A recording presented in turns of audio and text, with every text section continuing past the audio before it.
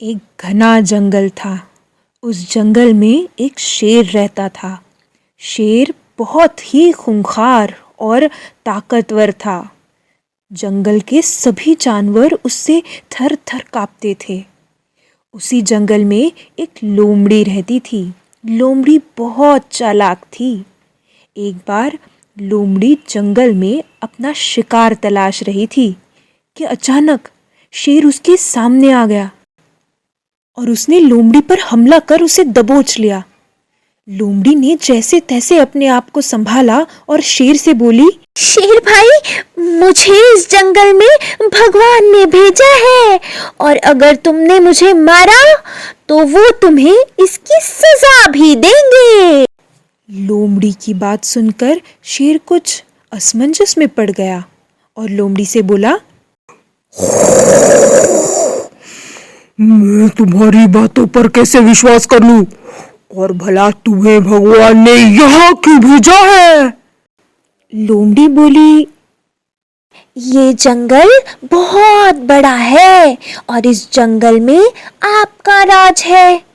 आप इस जंगल का संचालन अच्छी तरह से कर सकें, इस कारण आपकी सहायता के लिए भगवान ने मुझे भेजा है।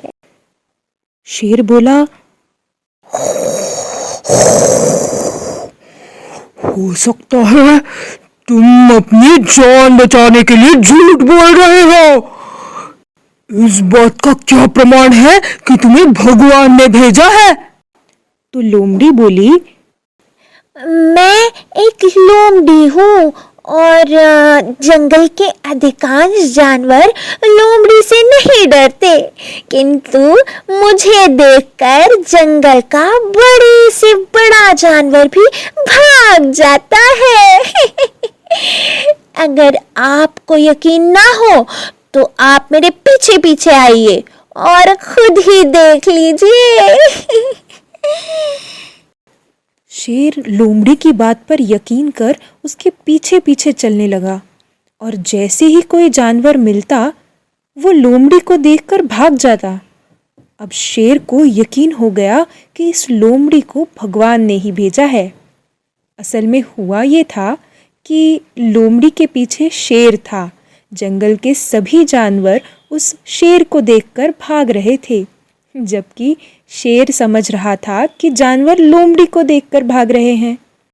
अब शेर भी लोमड़ी को सम्मान देने लगा और उसे अपना प्रमुख सलाहकार बना लिया। लोमड़ी को अब भोजन के लिए भटकना नहीं पड़ता था, क्योंकि शेर लोमड़ी को भगवान द्वारा भेजा गया प्राणी समझकर जो शिकार करता उसी में से कुछ हिस्सा भी दे देता। इस प्रकार लोमड़ी अपनी चालाकी से न सिर्फ अपनी जान बचाई, अपितु शेर की सलाहकार बन आनंद पूर्वक जीवन यापन करने लगी। चालाक लोमड़ी और शेर की कहानी से हमें ये शिक्षा मिलती है कि बुद्धि का प्रयोग कर बड़ी से बड़ी मुसीबत से बचकर उससे लाभ भी प्राप्त किया जा सकता है।